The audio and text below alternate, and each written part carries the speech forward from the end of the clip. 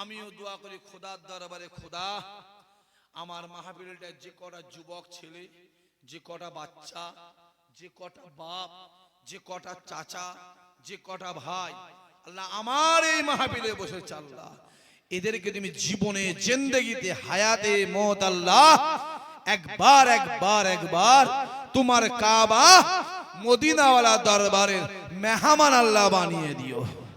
জোরে হবে না? আরো জোরে হবে না? নারাই দেখবে।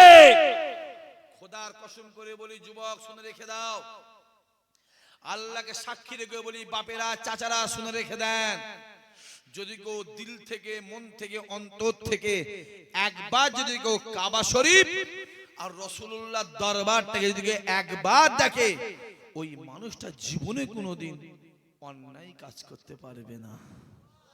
জোরে হবে না সুবহানাল্লাহ? বাবা জানি বেশি বলতে পারবো না, আমি বিদায় নেব। আমারই পরে আমার আব্বা জান হুজুর কেবলা এসে আখিরি দোয়া করবে, আমি বেশি বলতে পারবো না। পরিষ্কার বলছি, এত করা ছেলে বসে আছো, যুবক বসে আছো, জওয়ান বসে আছে, ভাই বসে আছে, আমি একটা ভাইকে বলবো, দুটো নয়, তিনটে নয়, চারটে নয়, একটা ভাইকে বলবো, রাসূলুল্লাহর ঘর কার ঘর এটা? যেরকম যেরকম যেরকম রাসূলুল্লাহর ঘর, এই ঘরটা ভেঙে রাসূলুল্লাহর ঘর নতুন করে হবে। আমি বেশি বলতে পারি না, একটা ছেলেকে বলবো যখন এই মাদ্রাসাটা হবে, এই রাসূলুল্লাহর ঘরটা যখন হবে, আমি কাবা শরীফের নামে জীবনে যেতে পারিনি আর চোখেও দেখতে পাইনি, জীবনে যেতে পারলাম না, চোখেও দেখতে পারলাম না, আমি কাবা শরীফের নামে, আমি কাবা শরীফের নামে এই রাসূলুল্লাহ ঘরটা যখন হবে, আমি কাবা শরীফের নামে আমি 20 বস্তা সিমেন্ট দেবো। আমার একটা ছেলে কেউ আছে বিসমিল্লাহ বলে নিয়ত করো।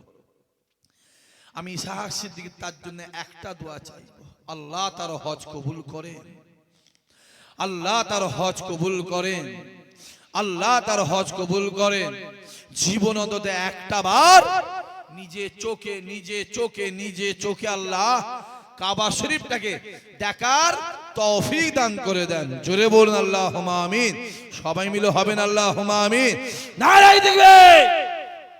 আমার একটা ছেলে কেউ আছে, আপনার নাম? আচ্ছা, এইগুলো কি এখনো রেকর্ডিং হচ্ছে?